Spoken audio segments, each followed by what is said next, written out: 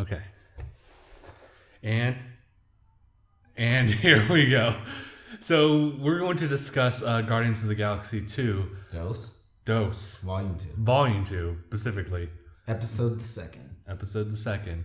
Although it's still Volume 2. If it's Volume 2, doesn't that mean there's like room for like other things to happen, like a chapter or something to happen within it? Yeah. So you can totally pull a Ruby, like Volume 2, Chapter 2. Or maybe that's the entire movie, just like if you decide to split up. Anyway, I guess like overall, Gabe, what did you think of the movie? I love Baby Groot. I love him so much. I think I've seen so many emotions from Baby Groot. We got just like super happy, super giddy, to like normal. I want a hug, to I'm so mad at everything right now, to just I'm so sad. It hurts so much to see Baby Groot cry. Like, especially with like the severity of that scene. Yeah. Like, and the thing is, he's still very much like an adult, technically. He's just like, kind of, well, if he's able to still form words that, like, I mean, just according to Rocket, it just seems like very nonchalant, like, conversations he'll still have with everyone. He's just, like, in a baby form. I think his, like, brain capacity might have, like, gone down, if anything. Maybe. Mm-hmm. So he might remember a lot of his life before, but I think new information would be hard for him. Oh, okay. Yeah. Especially for one of those like scenes where you have to go grab something. I love how those. Okay, well, I mean, like this goes to show like Guardians of the Galaxy it's comedy heavy over like other Marvel films, and it, like there is a good amount of action, but like I think as far as ratio, there's like much more comedy implemented. I love that guy. No, fucking them looking for his new fin. This is the scene that you're talking about. Yeah. Oh my god. Literally everything but the fucking thing. He came back with a desk. He came back with a desk. But I also have to point out, even though I forget his name, I do like that moment where it's like, he looks like freaking Mary Poppins. Is he cool? Yeah, he's cool. I'm Mary Poppins, y'all. Yeah, that's Yondu. Yondu. The thing? Right. Yondu. He was so cool. He was so funny in that Played part. by Merle? Yeah. So sad. And at this point, I think we can go into spoilers now. I mean, it's a discussion. Poor Yondu died. And What? I feel like... Poor fucking Quill, dude. He had to watch his mom die in front of him. And now he had to watch his dad die in front of him. Slowly. As he finds out that his biological father is the one who killed his mother. Yeah. God, that was the worst. His father killed his mom. And then because his father's a dick, his dad died. I can't even imagine, like, is there a way they could have saved him? No. Like, I guess they could have maybe stuck in the atmosphere for just a little bit, but it probably wouldn't matter too much because that thing was going to explode. Yeah, and who knows how long they were out there, like chilling. Waiting to be rescued. Jeez. It sucks. So... this movie actually explains how Peter survived out in space in the first one. Remember, he gave the thing to Gamora to keep her alive out in space. Yeah. And he was out there for a long time, yet he still came back. And people asked a lot of questions like, well, why is he still alive? How come he didn't die? He was out there for like a minute. Da-da-da-da-da-da. He's immortal. At least he was. And that's the kicker. Is that I guess like him and his father live off of the same energy that's from the creation of that planet. Yeah. He lives off of his father's immortality. Mm-hmm. By killing his father, he cut off his source of immortality. And also like his power that would have been inherited by his father. Yeah. So he's just plain old Peter. Plain old Star-Lord. with a zoom, yeah. With a zoom. With a zoom. With a zoom, there it is. Oh man. Remember It when those holds, were a thing? it holds 3,000 songs. 3,000 songs. Man, remember when 3,000 songs was a lot? Yeah. Now it's like a lot more. Yeah. But I don't know. Someone put it into words that just made the scene with Baby Groot so much more horrifying and just heartbreaking.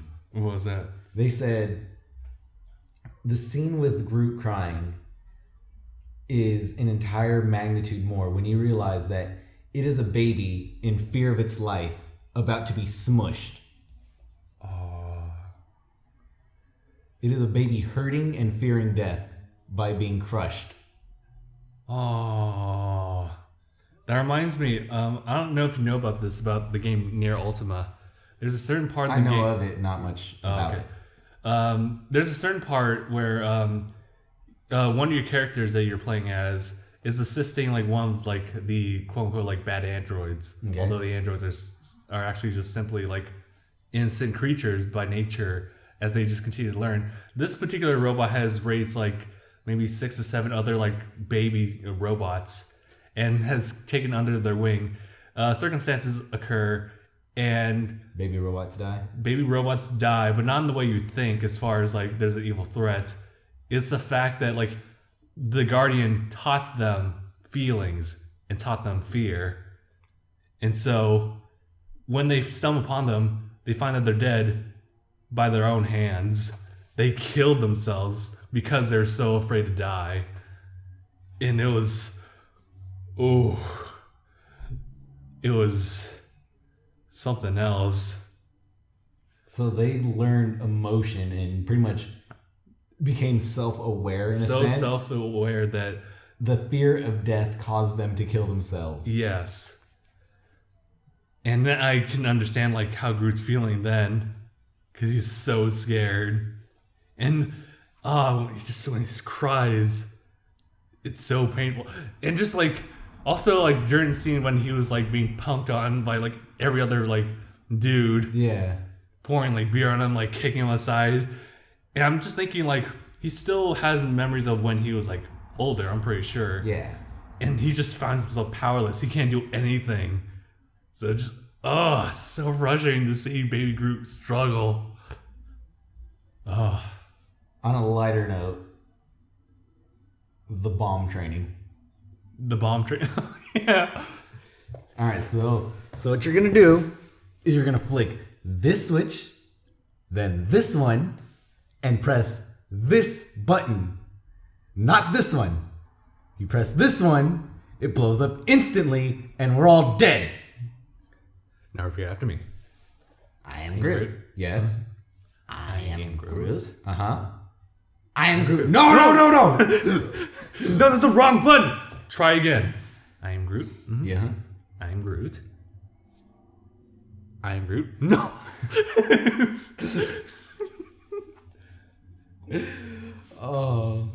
Did what's it called? Did I ever bring up the secret script to you? The secret script. Oh, right, you did. Yeah. About how like Groot actually has like lines to deliver. Yeah, Vin Diesel was actually given a secret script that only he, the screenwriter and director, know about. And it is the translated lines for Groot. So the script says, I am Groot. The script that Vin Diesel and the other two are given has literal lines on what is meant to be portrayed by the words, I am Groot. Yeah.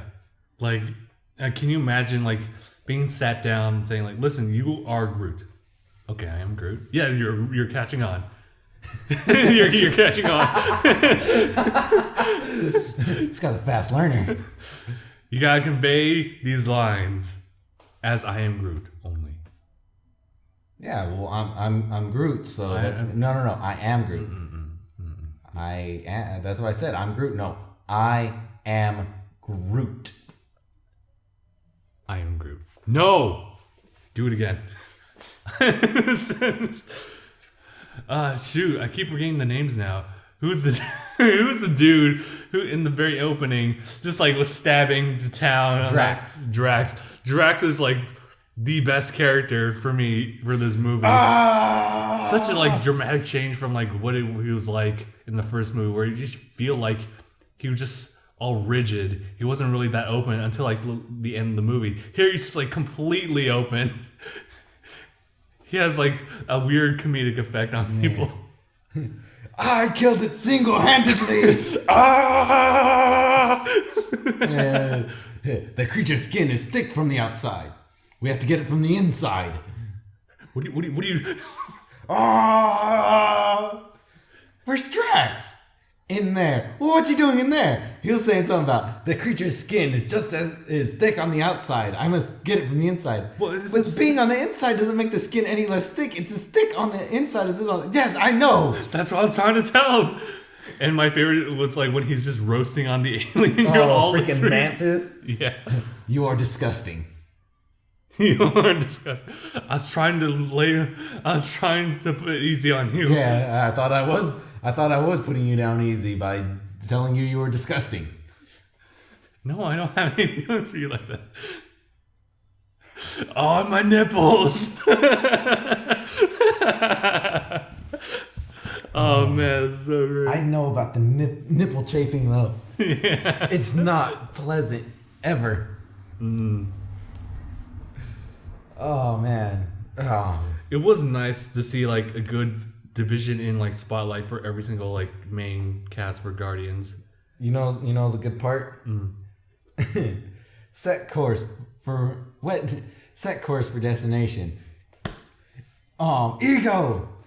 Setting course for Ego. What are you doing? You know how 50 jumps causes permanent damage to a person? Well, yeah. You just set us for 3,000 jumps. 3,000 jumps, and we got to see a good amount of that. Yeah. I like how they started jumping about, I don't know, I'd say about 7. I'd say like what, an hour and a half into the movie? About an hour 15, hour and a half into the movie. And then a whole bunch of other stuff's going on. And they stop jumping about 45 minutes before the movie ends. They're jumping for, I think, like 45, like half an hour to 45 minutes of just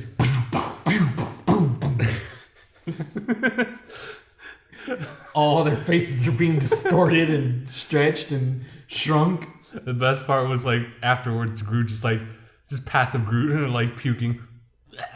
Yeah. Everyone's like, ugh. What does Groot eat?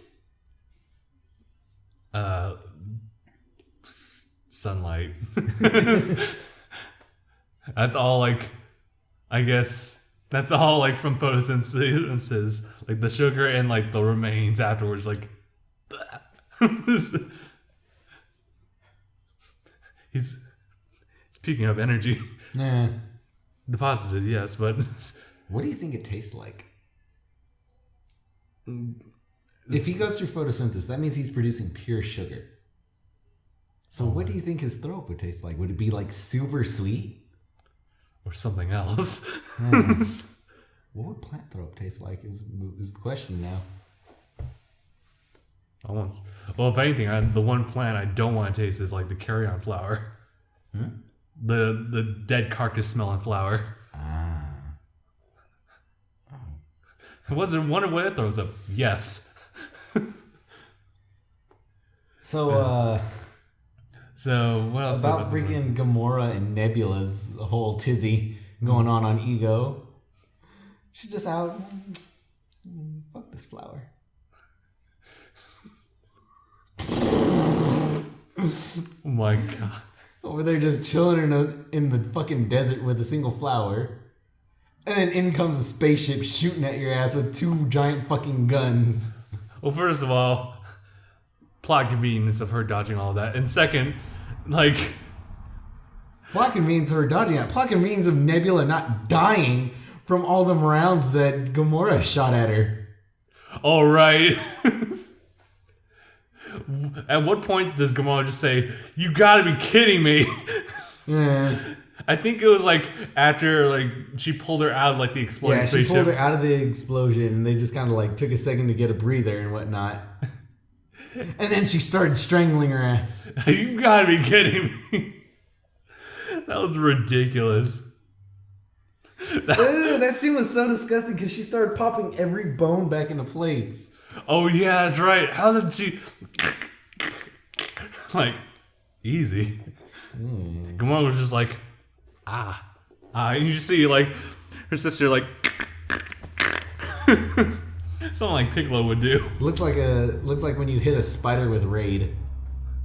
But I can only imagine like if someone like went back into the scenes and just like Photoshop Sasuke and Itachi's faces on them. See Itachi like being the runner, and Sasuke's the one like shooting him down, trying to anyway. Actually, that's exactly what it is. Coming another Sasuke's round. never been able to beat Itachi until he basically let him. You gotta be kidding me, Sasuke. I can't. I can't read. But yeah, it really, as far as like shock, aside from everything that had emotional Groot in it, Yeah. it was definitely a mind blown when I found out Peter's mom died because of his father. Yeah, because he put the tumor in her brain. That was the initial shock because like we see Peter just like completely immersed in like whatever happened because his pupils were just like out of whack. His whole eye was just space. And he was like, whoa, what is shit? Yeah, just, I finally see the truth. It's like, too bad to kill your mom by putting that tumor in her. And he's like, what? And he just did not hesitate. He's like, blah, blah, blah, blah, blah. Yeah, dude, he fucking lit him up, and that was great. He's right there. What the hell is your problem, boy?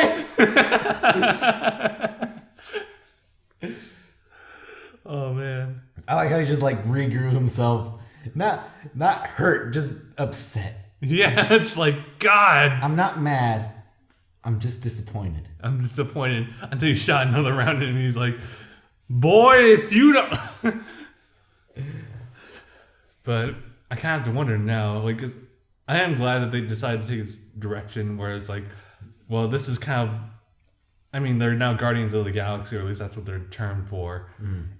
And now, so what then? And then they kind of open up to this one where they're assigned a mission, and then like something more personal comes up, and then like it all kind of ties together. Just so at this point, we kind of already had like Peter's backstory, Gamora, somewhat more so, and Drax is kind of Drax. we kind of don't need to know anymore. It's like, what was it? Every like 11th something.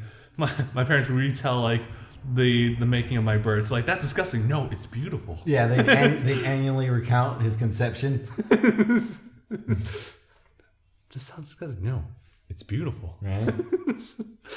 I love this guy. And I'm pretty sure we can get a little bit more from like Groot's backstory. Rocket's, you're kind of your token like laboratory experiment that no one wanted. So sad. I saw a thing though. Someone posted, it said, what we expected Guardians of the Galaxy to be, a touching story of Peter reconnecting with his father. What it actually ended up being, Rocket struggling with parenthood.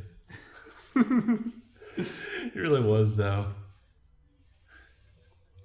Are you some kind of professional asshole? It's like, yeah, I'm pretty much a professional. God, what was a good scene?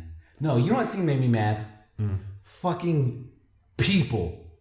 All across the galaxy. The people that see this giant muck thing come out and literally eat everything in its path, and they stand next to it, taking pictures. Yeah. I'd have kept running. I would just, kept running. Just like, nope. Nah. I'll watch the news later. No. Yeah. I'll take a picture from really far, but I'm not going to stop running.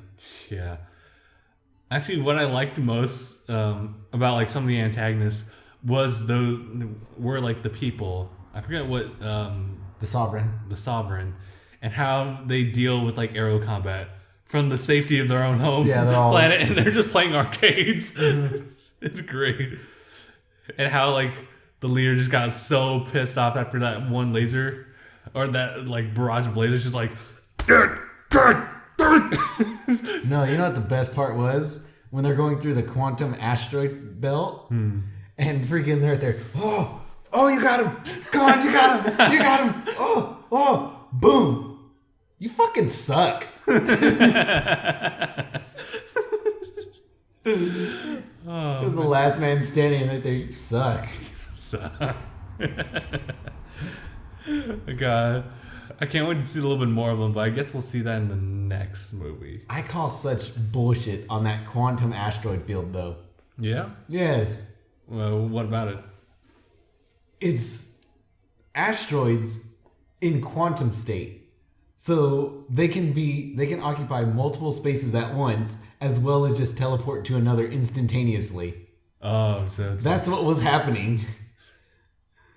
That's why they were flying, and then they suddenly jerked because an asteroid just decided to quantumly exist in their way. God, can you imagine Mario Kart in space? I mean, like, there is space races, but still.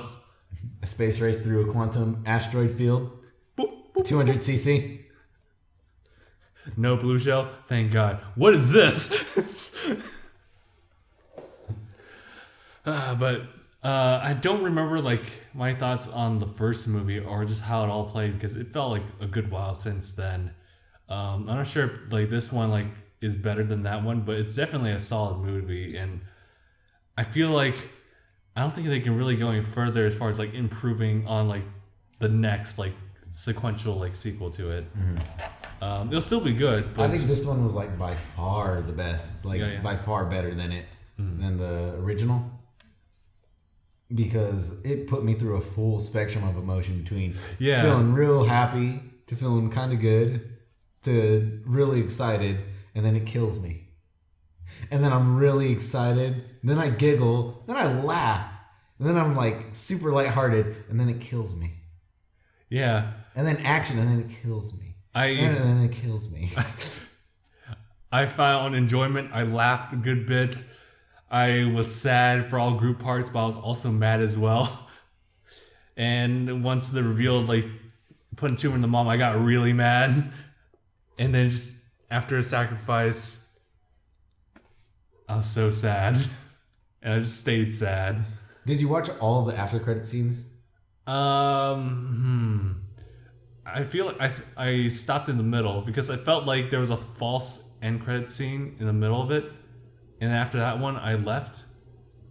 So I would say maybe it was like the first one. I'm not sure. How many were there? There are 5 of them? 5. Why, Marvel? Why you do this? Because this is my enjoyment on the fact that they made that the norm.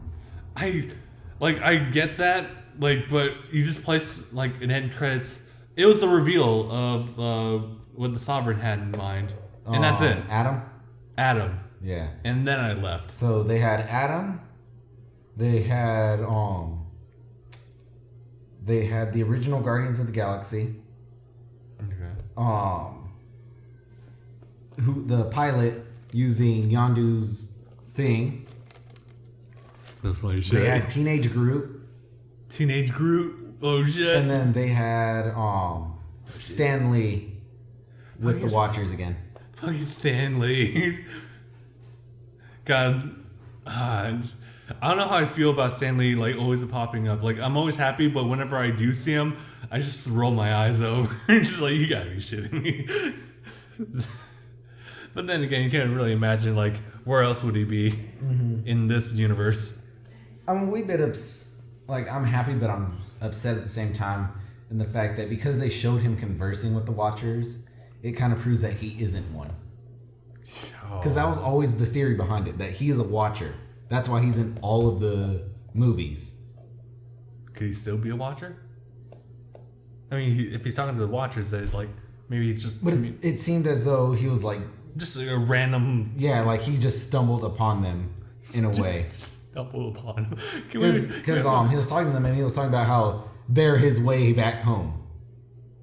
Because they were just tired of him talking and just left him. I kind of now want to see a Stan Lee movie standing alone, just somehow connecting all the dots of all his like appearances, whether it's his character or it's technically like a new fresh face. And he just so happens to be a watcher. So what's it called? Funny scene with the dude in the. I'm Mary Poppins, y'all. He was like messing with it. The guy who took it from the guy who inherited. Yeah. He was like whistling with it, and it would like levitate. Yeah, it's just And it would go. And he kind of like let a good little whistle out, stab fucking Drax right in the chest. I remember seeing that. He was like, ah!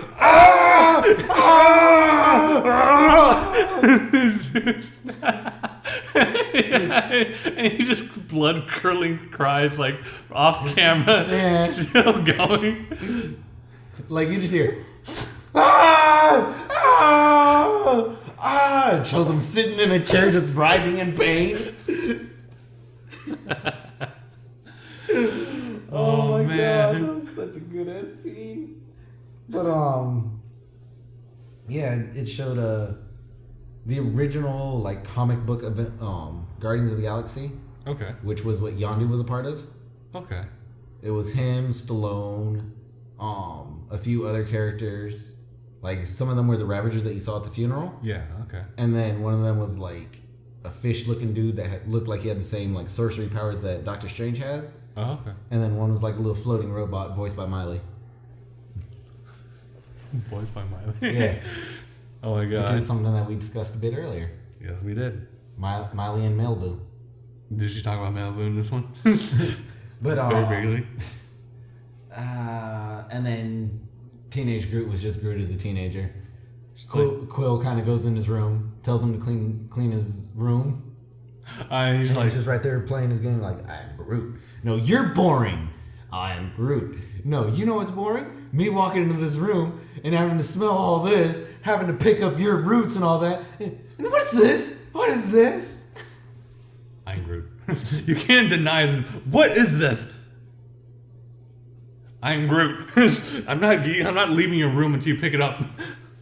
So I'm guessing you haven't seen Teenage Groot. I had not seen that one, but I can only imagine. Well, I'll pull up a picture of Teenage Groot. Okay. That way you can at least like see him. Is there anything else though, as far as like discussing the movie? Not that I can think of right now. Okay. But yeah, I would say like this is definitely like a great movie, as far as just being a sequel, and you know how like sequels are anyway. And oh my god, oh, this room's so trashy. And when I mean trashy, I mean it's all Groot. It's just roots and overgrowth everywhere, and a shit ton of leaves on the bed. God, Groot, teenage Groot.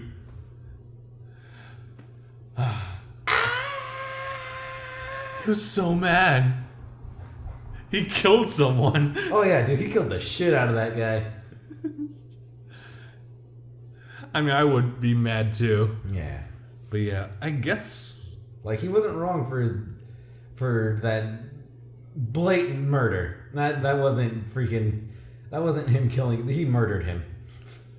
even if he wasn't exactly the cause of the death, more like the impact. I love that. I am Groot. No! Do it again.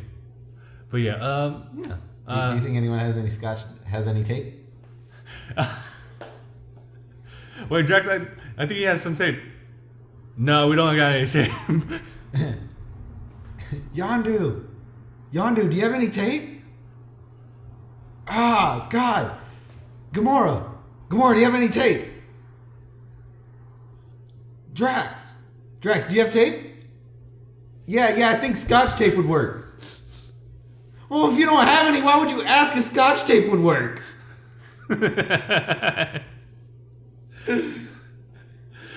Oh man, there was a good amount of like funny bits, and I'm glad that they elaborated on some of those jokes, even if it felt out of context with like the atmosphere of the situation, and it felt like maybe kind of broke. Well, actually, it didn't break the flow of things because it just felt natural in how they transitioned it.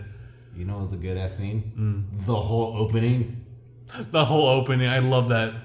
very well done as far as just keeping track of all the space that was happening to the point where like it breaks in mid song and Groot's like, oh.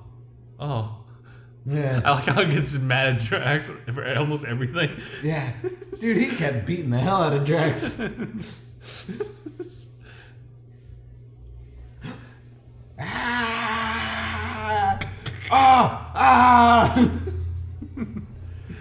Okay. I think we can end it here. It was a good movie, and I can't wait to see what the next Guardians movie will be. I'm not sure if they'll ever like connect to the Avengers though. I don't think they'll really. Infinity War. Infinity. Seems like the best place to set everyone together. Mm-hmm. But yeah, and I guess I wonder who's not going to make it through it. someone's gonna die. Ooh. A lot of people are going to die. It's just going to be one whole movie, so it's no longer part 1, part 2. Okay.